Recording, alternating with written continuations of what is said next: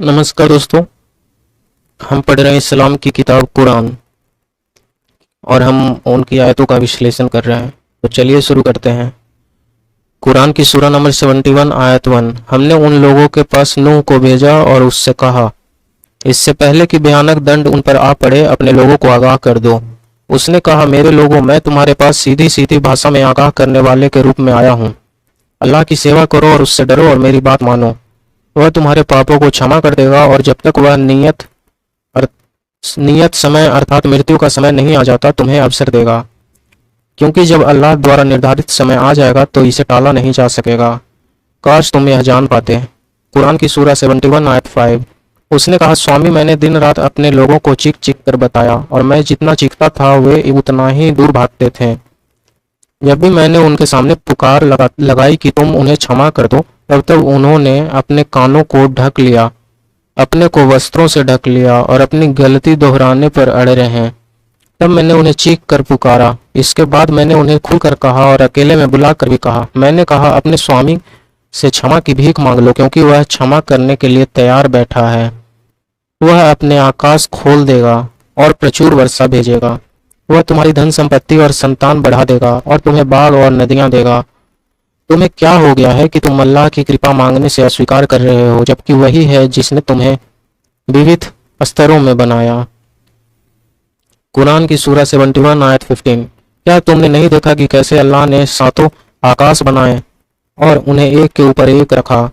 उसने वहां चंद्रमा रखा और एक प्रकाश बनाया। उसने सूरज का दिया बनाया और वहां रखा। अल्लाह ने तुम्हें धरती से एक पौधे के जैसा उगाया। बाद में वह तुम्हें उसी धरती में वापस भेज देगा और तुम्हें पुनः बाहर लाएगा।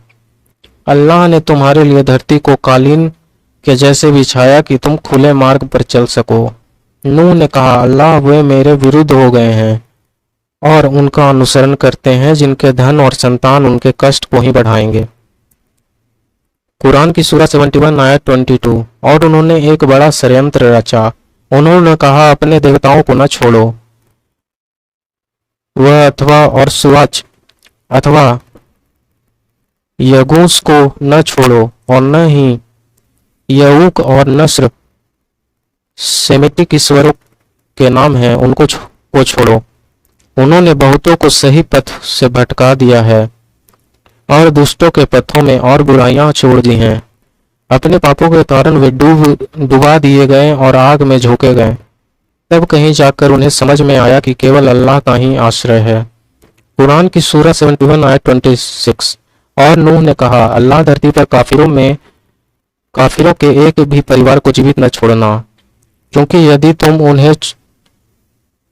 उन्हें छोड़ दोगे तो वे हमारे सेवकों को अपने जाल में फंसा लेंगे और पापियों व काफिरों को और अधिक जन्म देंगे। अल्लाह, मुझे, मेरे माता पिता और मेरे घर में प्रवेश करने वाले प्रत्येक मोमिन पुरुष व महिला को क्षमा करो।